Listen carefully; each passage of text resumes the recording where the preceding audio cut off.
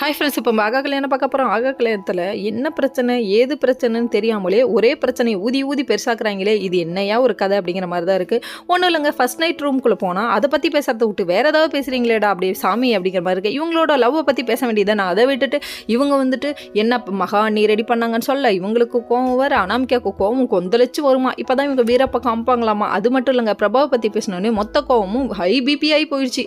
High PPI high பிஸ்கஸ் மாதிரி குதிக்கிறியம்மா, பொசுன்னு பொசுங்க போகிறோமா அப்படிங்கிற மாதிரி இருக்குது.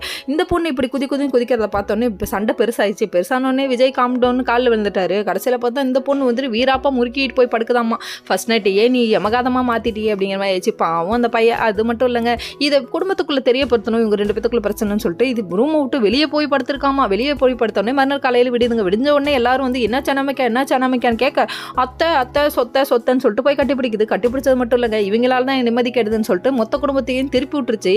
இதெல்லாம் ஒரு பக்கம் இருக்க. சின்ன மாமியா வந்து கண்ணா பின்னால் பேசிச்சு நம்ம மகா ரொம்ப ஃபீல் பண்ண ஆரம்பிச்சிட்டாங்க. அது மட்டும் இல்லை, கிண்டவன்லாம் பேசுது. இப்படிலாம் உன் வாயிலேருந்து வார்த்தை வரலாமா, உன் புள்ள கல்யாணம் தரண்டது இந்த பொண்ணு பட்டப்பாடு இருக்கு, ஐயோ அப்படிங்கிற மாதிரி இருக்கு, என் குடும்பம் அப்படி கிடையாது, நீங்கள் அப்படி பேசாங்கன்னு சொல்லிட்டாங்க. எல்லாத்த விட ஹைலைட்டு நம்ம சூர்யா சப்போர்ட் பண்ணதாங்க. நீ அப்படியே பொண்டாட்டி முந்தானையிலே இருக்கேன்னு சொல்லி பேச ராஜலட்சுமி அமைதியாக இருக்காங்க. அமைதியாக இருக்கக்கூடாதுங்க, உங்கள் பிள்ளை திட்டுறாங்க, உங்களுக்கு கோவம் வரணும் இந்த இடத்துல அப்படிங்கிற மாதிரி இருந்தது. ஆனால் எல்லாத்துக்கும் மாறா நம்ம ஐஸ்வர்யா கோவம் வந்துருச்சு. ஓகே ஃப்ரெண்ட்ஸ், நெக்ஸ்ட் வீடியோவில் பார்ப்போம்.